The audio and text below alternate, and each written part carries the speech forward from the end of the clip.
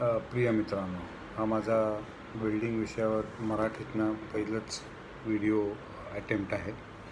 त्यामुळे आपण समजून घ्याल की बोलण्यामध्ये जर किंवा अडखळलोच तो शब्द मला मिळत नाही आहेत म्हणून, आणि माझ्याकडनं जास्तीत जास्त प्रयत्न राहील की हे पुढची 20 मिनटं आपण वेल्डिंग या विषयावरती जी काय थोडीफार माहिती घेणार आहोत, स्पेशली एरोस्पेस वेल्डिंगसाठी, तर ती तुम्हाला फायदेशीर होईल.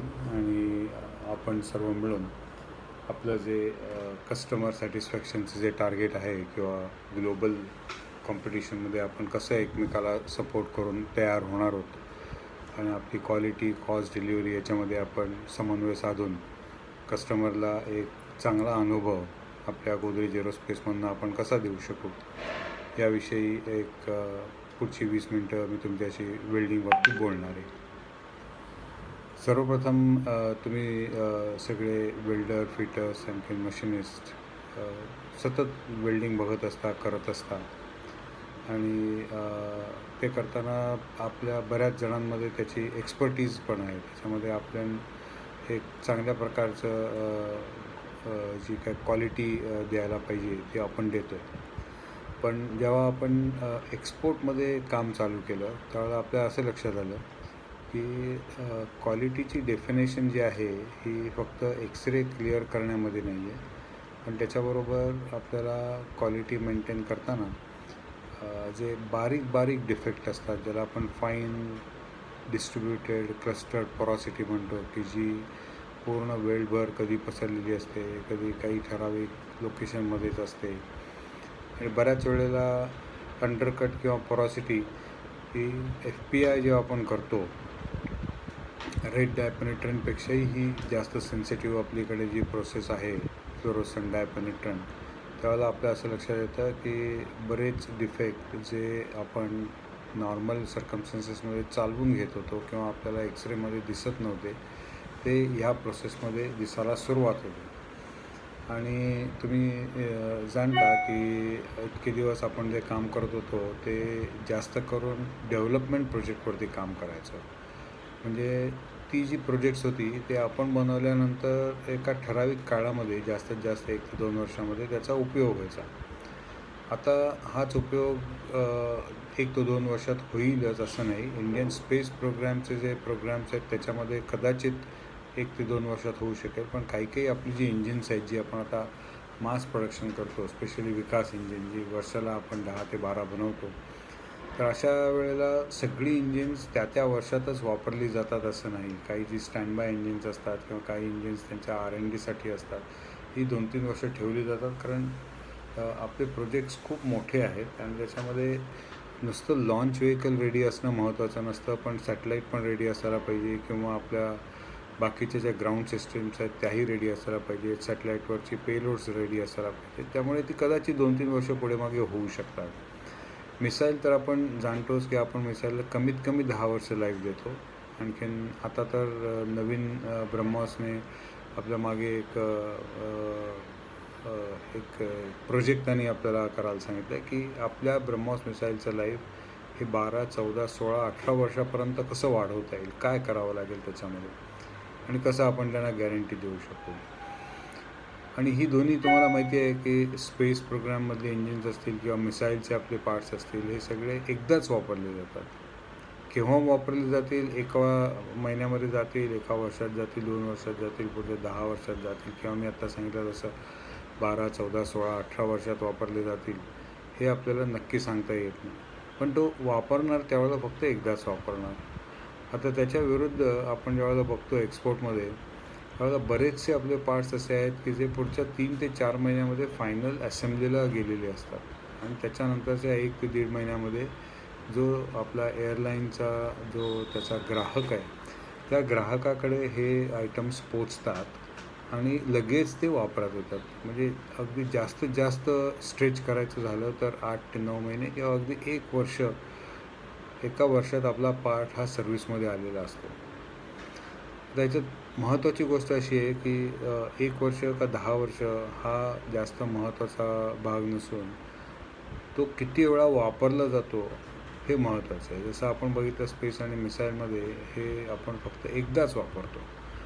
त्याच्याऐवजी आता एअरक्राफ्टमधले जे आपले पार्ट्स आहेत, इंजिनमधले पार्ट्स आहेत किंवा एअरक्राफ्टवरचे पार्ट्स आहेत, LRUमधले पार्ट्स आहेत किंवा बाकी आपण जे काही स्ट्रक्चरल मेंबर्स आपण देतो ते पार्ट्स आहेत, हे दिवसातनं कमीत कमी 2 ते 3 वेळेला त्यांचं पूर्ण सायक्लिक लोड त्यांच्यावरती येऊन गेलेलं असतं. म्हणजे विमान ज्यावेळेला आपल्या एअरक्राफ्ट त्यांच्या टॅक्सी पोझिशनमध्ये एरोड्रोमवरती किंवा आपल्या एअरपोर्टवरती असतं, त्यावेळेला सगळ्या बाजूने त्याला ॲम्बियंट कंडिशन्स असतात. मग त्या कंडिशन्स आपण कुठल्या प्रदेशात आहोत त्याप्रमाणे -50पासून ते +50पर्यंत व्हेरी होऊ शकतात. आणि ज्यावेळेला एअरक्राफ्ट आकाशात जातं त्यावेळेला ते -50, -60, -70पर्यंतसुद्धा बऱ्याच वेळेला जातं. आणि हे सगळं जे होत असतं वर खाली, हे काही मिनिटांच्या अंतरात झालेलं असतं. आणि त्याच्यानंतर पुन्हा ते खालती येतं आणि जे ॲम्बियंट टेम्परेचर असतं त्या ह्याच्यात आपण पुन्हा जे रूम टेम्परेचर आपलं जे असतं त्या ह्याच्यात येतो. रूम कंडिशन्स जे आहेत म्हणजे ॲटमॉस्फेरिक प्रेशर आहे, रेडिएशन्स आहेत, सूर्याची किरणं आहेत, हे सगळं आपण पुन्हा नॉर्मल ह्याच्यामध्ये येतो. पण ज्यावेळेला आकाशात असतं त्यावेळेला ह्या सगळ्या कंडिशन्स वेगळ्या असतात. एअर प्रेशर कमी झालेलं असतं, टेम्परेचर कमी जास्त झालेलं असतं, सूर्याचा भाग सूर्याच्या किरणांसमोर असतो तो खूप तापलेला असतो, रेडिएशन्स खूप जास्त असतात कारण आपण ढगांच्या वरती गेलेलो असतो विमानात. अशा वेळेला हे सगळे सायक्लिक लोड जे आहे, जे आपल्या मिसाईल आणखीन आपल्या स्पेस प्रोग्राममध्ये येत नाही, असे पार्ट्स ज्यावेळेला आपण बनवतो त्यावेळेला नुसतं ग्रॉस लेवलचे डिफेक्ट त्याच्यामध्ये कमी असून चालत नाहीत, पण हे मायन्यूट डिफेक्ट जे आहेत जे FPIमध्ये कॅचअप केले जातात, हे सुद्धा आपल्याला येता कामा नये. तसंच दुसरं महत्त्वाचं असतं की आपला जो पार्ट आहे त्याच्यावरती जी रिएन्फोर्समेंट किंवा पेनिट्रेशन, आणि स्पेशली हे रिएन्फोर्समेंट आणि पेनिट्रेशन जर ॲटमॉस्फिअरला ओपन असेल, तर त्याच्यावरनं जर आपली हवा जाणार असेल, ज्यावेळेला आपली एअरक्राफ्ट्स मूव्ह होत असतील, तर तो एरोडायनॅमिक प्रोफाईल जो आहे त्या प्रोफाईलमध्ये जर आपलं वेल्डिंगचा जर पार्ट असेल तर त्याचं रिएन्फोर्समेंट आणि पेनिट्रेशनवरती तेवढाच चांगला कंट्रोल असायला पाहिजे, त्याच्या हाईटवरती, त्याच्या काउंटूरवरती. म्हणजे त्याचा जो प्रोफाईल आहे तर तो प्रोफाईल स्मूथ असायला पाहिजे वेल्डिंगमध्ये, आणि तो ॲज वेल्डेड जर असेल तर सगळ्यात चांगलं. नाहीतर आपल्याला त्याच्यावरती एक्स्ट्रा मेहनत घेऊन ग्राइंडिंग किंवा पॉलिशिंग करावं लागतं. तिसरी महत्त्वाची गोष्ट अशी आहे की आपण ज्यावेळेला एअरक्राफ्ट बनवतो तेव्हा ते कमर्शियल यूजसाठी असतं, त्यामुळे त्याच्यामध्ये जास्तीत जास्त माणसं किंवा जास्तीत जास्त सामान त्यातनं कसं घेऊन जाता येईल आणि एअरलाईनला त्याच्यामधनं नफा कसा कमावता येईल हे उद्दिष्ट असतं. अशा वेळेला जी आपण त्याच्यामध्ये वापरणारी अलॉयज जी आहेत, ते मटेरियल जे आपण वापरतो, ही सगळी हाय स्ट्रेंथ मटेरियल असतात आणि त्यांची डेन्सिटी कमी असते, त्यांचं वजन कमी असतं.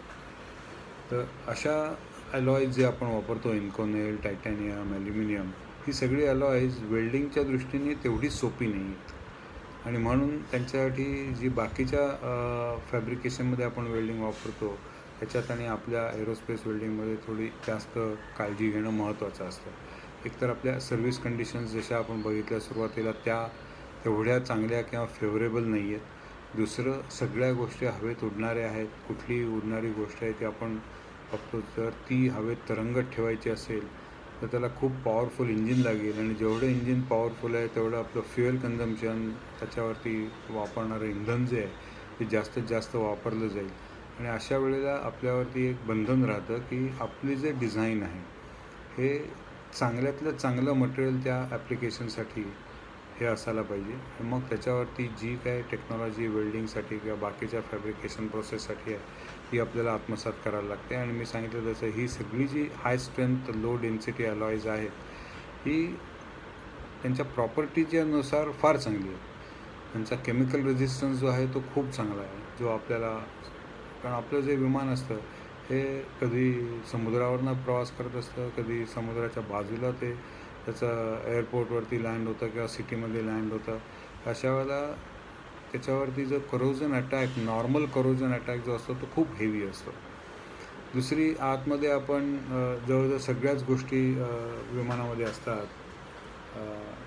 आपण आतमध्ये तिथे राहतो त्यावेळेला एक मोठ्या प्रमाणात आपण ऑक्सिजनचं कन्झम्पशन करून CO2 गॅस तयार करत असतो.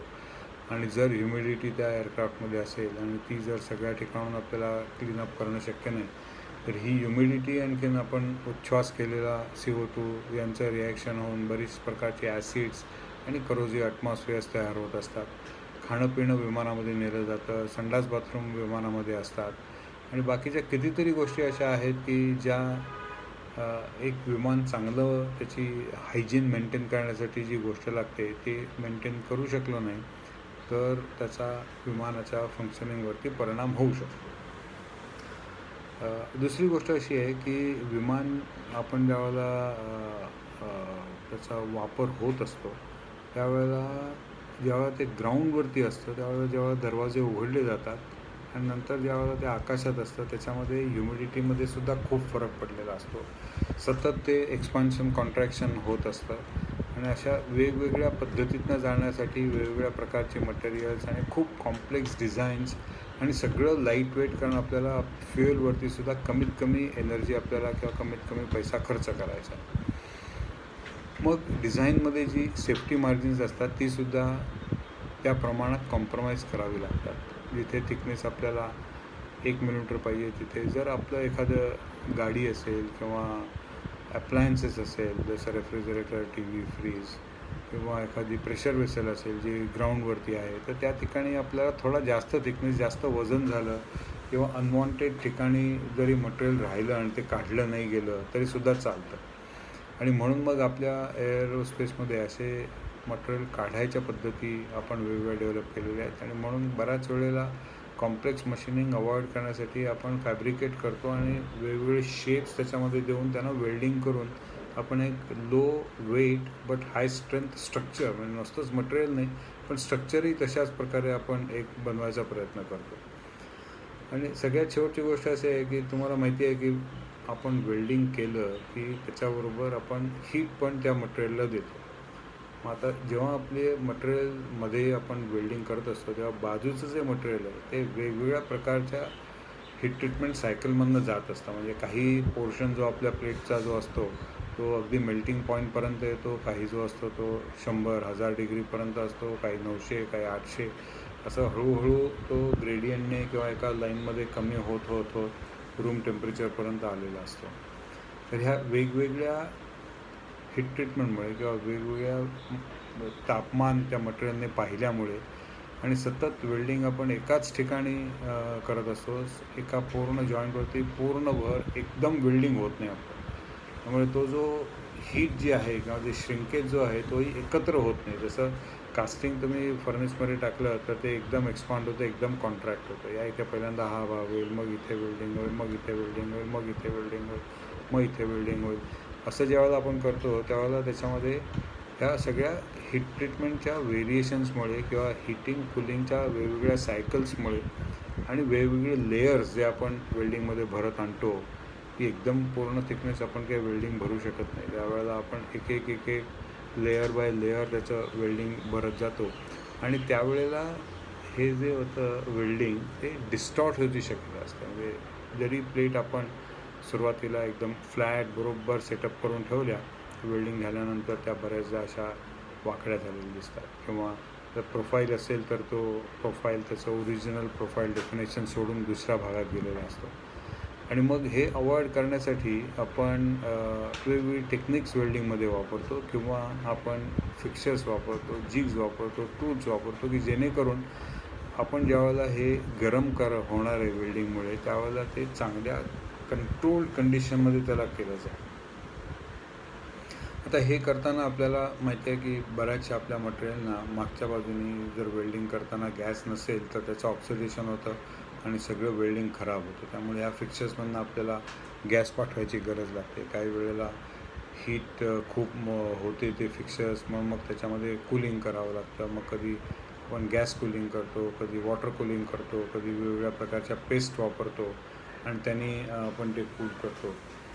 तर अशी वेगवेगळी साईड इफेक्ट्स जे आहेत त्या वेल्डिंगचे ते पण होतात आणि तेही आपल्याला कंट्रोल करावे लागतात. तर मग आता हे करण्यासाठी आपण काय करतो, नॉर्मली आपण टिक वेल्डिंग प्रोसेस वापरतो. तर टिक वेल्डिंग प्रोसेसमध्ये आपलं कसं असतो की टंगस्टन इलेक्ट्रोड आहे, त्याच्यावरती आपण आर्क प्लेट बरोबर करतो आणि जसा करंट वाढवू तसं हीटची इंटेन्सिटी आहे का त्याची जी एक क्षमता आहे ती कमी जास्त होते. आणि फिलर वायर असते ती आपण दुसऱ्या बाजूने आत घालतो आणि ह्या टंगस्टनच्या बाजूने सिरॅमिक नोझल असतं. तर सिरॅमिक नोझलमधून आपण आर्गन, हिलियम किंवा दुसरा कुठला इनर्ट गॅस आपण त्यातनं पास करत असतो. आपल्याला महत्त्वाचं काय आहे, ह्या टॉर्चचा अँगल, टंगस्टनचा शेप, साईज, फिलर वायरचा डायमीटर, जी आपली अप्रूव्ड प्रोसेस आहे त्या प्रोसेसप्रमाणे आपण पॅरामीटर आणि स्पीड मॉनिटर करतो आहे का नाही, फिलर वायर आपल्या गॅसच्या आतच राहते का नाही, टंगस्टनच्या बाजूने जेवढी हीट होणार असते आणि जेवढ्या हीटवरती ऑक्सिडेशनचा इम्पॅक्ट होऊ शकतो तेवढं मोठं सिरॅमिक नोझल आपण वापरलं आहे का.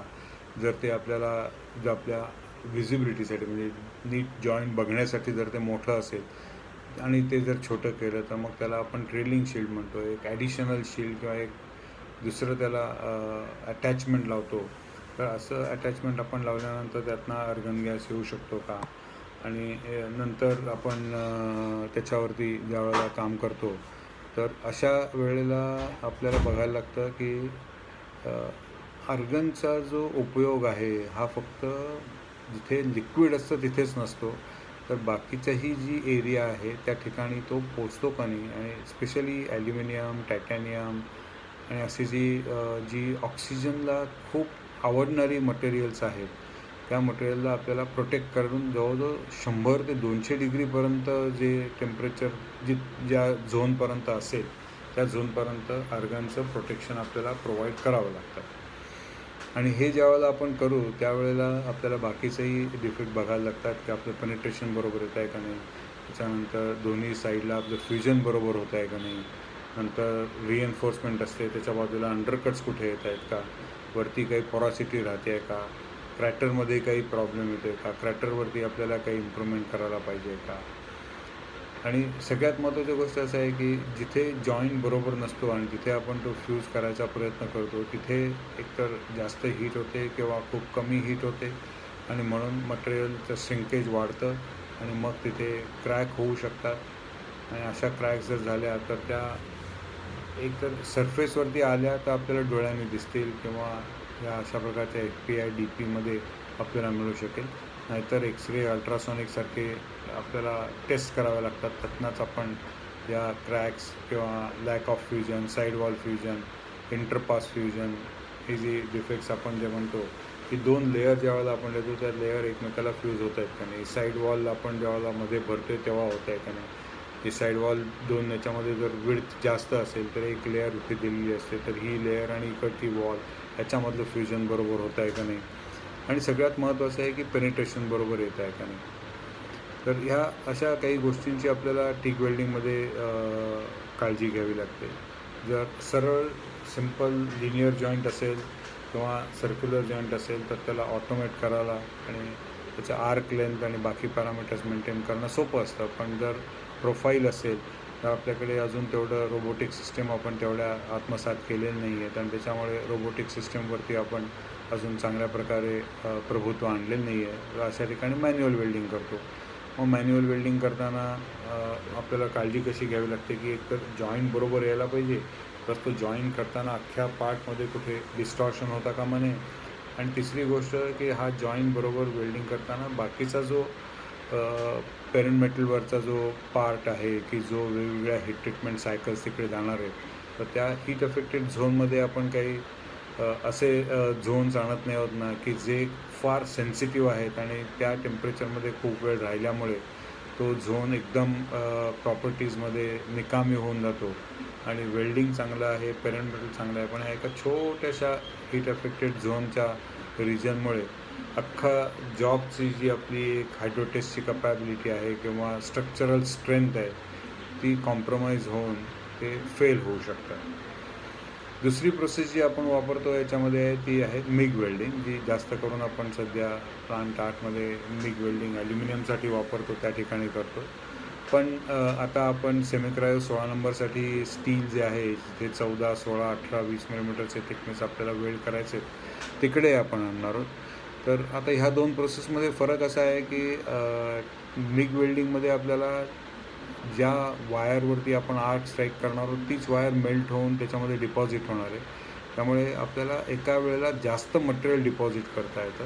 पण आपला वेल्डिंगवरचा कंट्रोल जो आहे तो त्यामुळे कमी झालेला असतो. आणि टिक वेल्डिंगवरती आपण वायर आणखीन टंगस्टन इलेक्ट्रोडवरचा आर्क हे दोन्ही वेगळं असल्यामुळे आपल्याला पाहिजे तेवढीच वायर घेऊन ती चांगली फ्यूज करून वेल्डिंगची क्वालिटी आपण जास्त चांगल्या प्रकारे करू शकतो. त्यामुळे रूट रनसाठी आपण टिक वेल्डिंग वापरणार आहोत आणि सबसिक्वेंट रनसाठी आपण मिग वेल्डिंग वापरणार आहोत.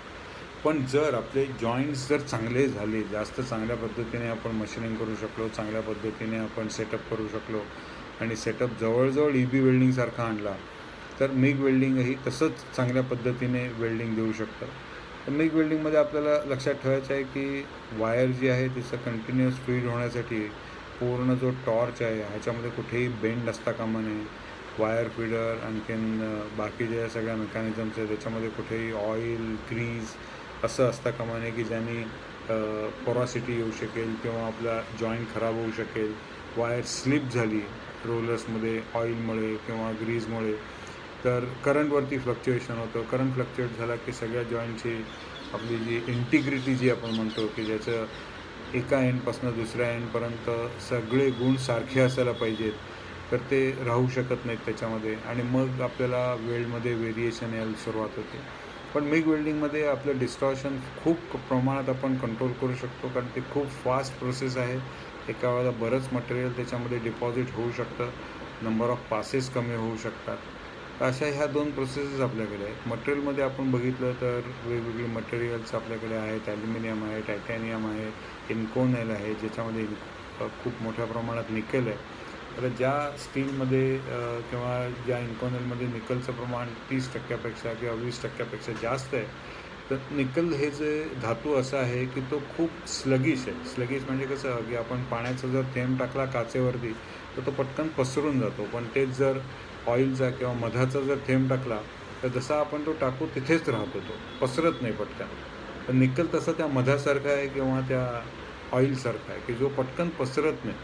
आणि आपल्याला माहिती आहे की वेल्डिंगमध्ये जर पटकन मटेरियल जर पसरलं नाही तर आपल्याला साईडवॉल फ्युजन, पेनिट्रेशन या सगळ्या ज्या आपल्या गरजेच्या आणि महत्त्वाच्या जे गोष्टी आहेत किंवा ज्याच्यामुळे डिफेक्ट होऊ शकतो त्या गोष्टी येऊ शकतात. त्यामुळे निकेल, टायटॅनियम अशी जी धातू आहेत ते आपल्याला वेल्ड करताना स्लगिशनेस त्याचा आहे तो काढण्यासाठी एक तर जास्त रूट गॅप ठेवायला लागते, जास्त मोठा अँगल द्यावा लागतो आणि आपल्याला जास्त प्रमाणात करंट पण वापरायला लागतो.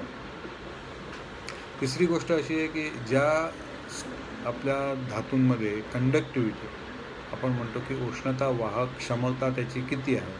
ॲल्युमिनियमचं आपण पातेलं वापरतो आणि ते 1 सेकंद जरी गॅसवरती ठेवलं तरी खालपासून वरपर्यंत ते गरम झालेलं असतं. तसंच आपण बघतो की जसं ॲल्युमिनियम वेल्डिंग आपण एका कोपऱ्यात चालू करतो, दुसरा कोपरासुद्धा पटकन गरम होऊन जातो.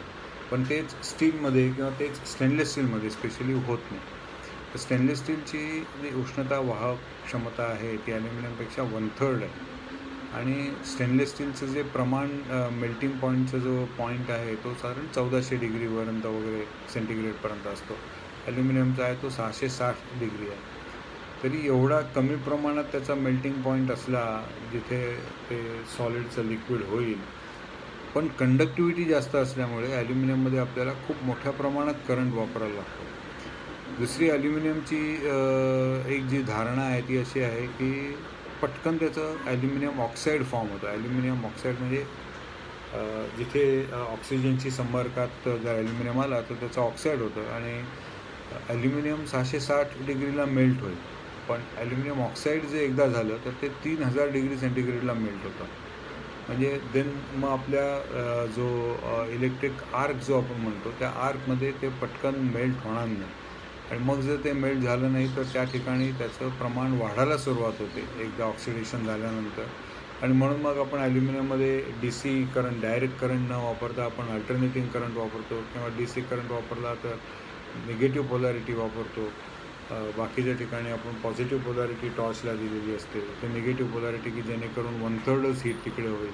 पण काही वेळेला असे आपल्याला गरज येते स्पेशली ॲल्युमिनियममध्ये की इलेक्ट्रोडला पॉझिटिव्ह ठेवायला लागतं.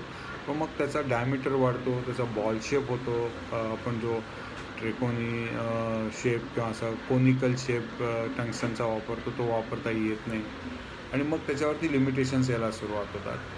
तर असे प्रत्येक धातूची आपापली एक गुणधर्म आहेत आणि प्रत्येक धातूचे आणि त्याच्या अनुषंगाने जे काही डिझाईनमध्ये वापरलेले जे असतात त्यांच्यावरची लिमिटेशन्स, स्ट्रक्चरल लिमिटेशन्स, आपली सर्व्हिस लिमिटेशन्स, अशा सगळ्या कॉम्प्लेक्स ह्याच्यामध्ये आपण वापरत असल्यामुळे आपलं जे नॉन डिस्ट्रक्टिव्ह टेस्टिंग, की आता आपण केलेलं वेल्डिंग हे तेवढंच बरोबर आहे का, आतमध्ये कुठे काही डिफेक्ट राहिला आहे का, सरफेसवरती डिफेक्ट राहिला आहे का, म्हणून तेवढ्याच ताकदीची आणि तेवढ्याच ॲक्युरसीची आणि तेवढ्याच जास्त मॅग्निफाय करून दाखवेल अशा प्रकारची NDT टेक्निक्सही आपण आपल्या वेल्डिंग सर्टिफाय करण्यासाठी वापरतो. आणि म्हणून नुसतंच सरफेसवरचं वेल्डिंग हे महत्त्वाचं नाही आहे, तर आतमधलंही वेल्डिंग आपल्याला तेवढ्याच चांगल्या पद्धतीने करावं लागतं. आणि अशा सगळ्या प्रोसेसमुळे जे काही डिफेक्ट्स येतात ते डिफेक्ट्स न येण्यासाठी आपल्याला काळजी घ्यावी लागते. फायनली आपण बघतो की सगळ्यात शेवटी हे एवढी सगळी मेहनत घेऊन जर आपलं प्रॉडक्ट त्या क्वालिटीने बनवलं आपण, पण त्या कॉस्टमध्ये जर बनवलं नाही आणि त्या डिलिव्हरी टाईममध्ये जर दिलं नाही, कारण एक्सपोर्टमध्ये आपण पाहिलं की जसं इस्रो आणि DRDO आपल्याला वर्षाला एवढे द्या किंवा एका क्वार्टरला एवढे द्या किंवा आता आपल्याला सांगतात की दर महिन्याला एवढे द्या, पण एक्सपोर्टमध्ये तसं नाही. त्यांची रिक्वायरमेंट आहे, जर तुम्ही दर दिवसाला ट्रान्सपोर्ट करू शकलात तर आम्हाला दर दिवसाला तुम्ही एवढे प्रमाणामध्ये पार्ट्स तुमचे पाठवायला पाहिजे, नाहीतर कमीत कमी दर आठवड्याला तरी पाठवा. अशा वेळेला ज्यावेळेला आपल्याला डिलिव्हरीची एक प्रेशर असतं, कॉम्पिटिशन आपली फक्त भारतात नाही आहे, भारताच्या बाहेर आहे आणि चीनची आपल्याकडे उदाहरणं आहेत, तैवानची उदाहरणं आहेत, इंडोनेशियाची आहे, मलेशियाची आहेत.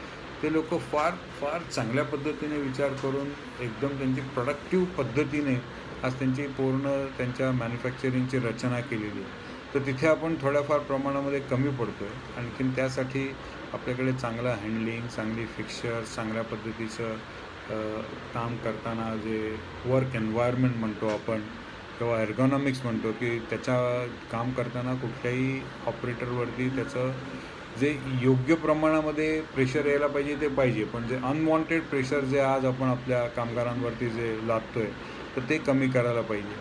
आणि म्हणून आपण कैझन स्कीम्स त्याच्यामध्ये करतो आहे, की तुम्ही स्वतः काम करता तेव्हा तुम्हाला समजतं की आपण कशा पद्धतीने ह्याच्यावरती इम्प्लिमेंट करायला पाहिजे आणि कशा पद्धतीने केलं तर आपले एफर्ट्स कमी होतील, पण आपली क्वालिटी वाढेल, आपलं प्रोडक्टिव्हिटी वाढेल.